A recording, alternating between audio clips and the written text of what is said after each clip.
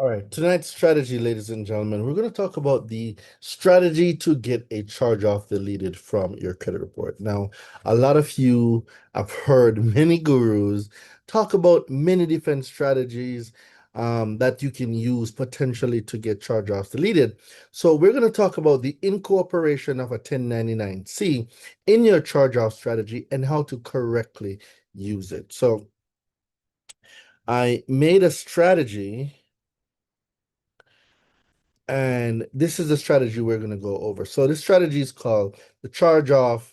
Well, I'm missing a charge off strategy 101, right? So the first skill shot in this strategy is if an account is charged off, it should be reported as income to the IRS, even without a 1099-C. Now, even though this is the case and it says so in the IRS publication, this is not fully correct because the IRS kind of contradicts itself, right?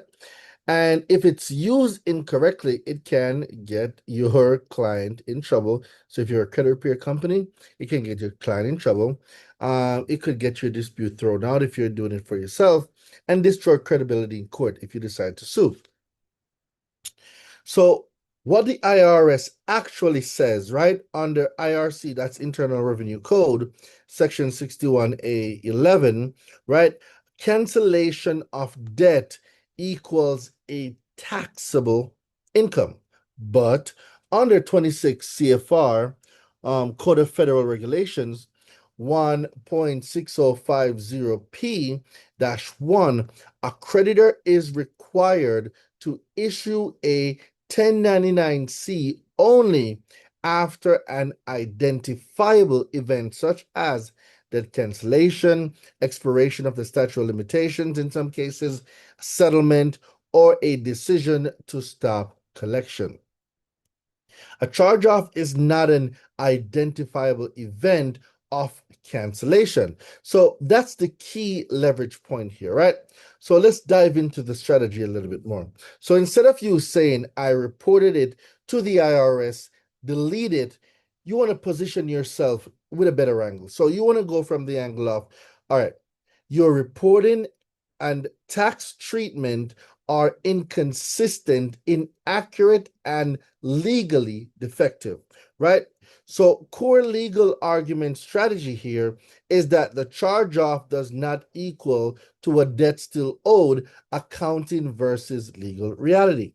So under 15 USC 1681 S2A FCRA accuracy, right?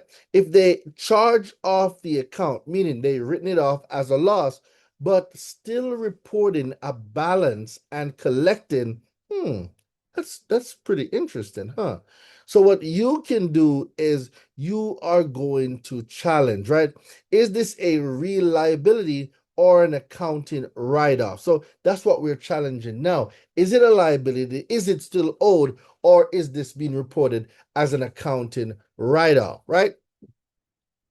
So the IRS reporting inconsistency attack, even if no 1099-C was issued, you can argue if this debt is still legally owed, why has it been treated as a loss? So if it's owed, why is it being treated as a loss? If it's not owed, why is it still being reported as a balance? So it becomes a double-edged sword, right?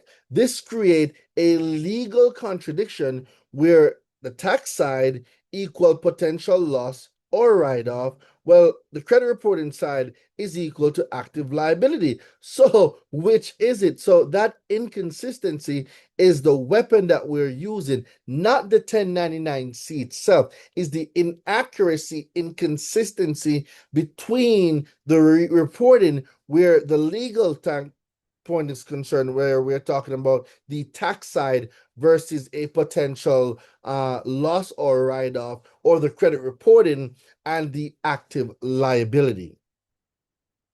So use IRS code and we're going to pressure them, not proof, we're going to pressure, right? You're not going to say IRS says you must delete this. No, no, no, no, no. You are going to say under IRC section 61 and 26 CFR section 1.6050P-1, cancellation of a debt creates a taxable income and requires proper reporting. Your failure to issue appropriate tax documents while continuing to report a balance raises serious concerns regarding the accuracy and legal status of this alleged obligation.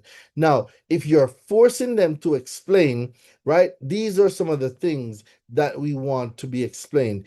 Is the debt canceled? Is it still owed? Why no proper reporting?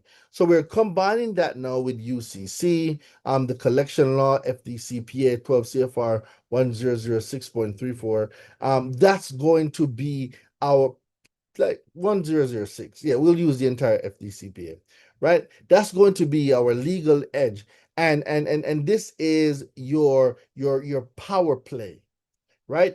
Using different laws, combining different laws to get what you need done. And in this example, it was being used as a repossession, being reported as a charge off. Guys, this strategy is an amazing strategy. I also have a dispute letter. So if you have a charge off, right, and you need this document, just click in the description below. The link will be there. You can purchase it, or you could get both documents because there is a dispute letter. So what the document that we just looked at, that's the strategy. It's telling you what's going to work, why it's going to work, how it's going to work, what's being used, case laws, etc.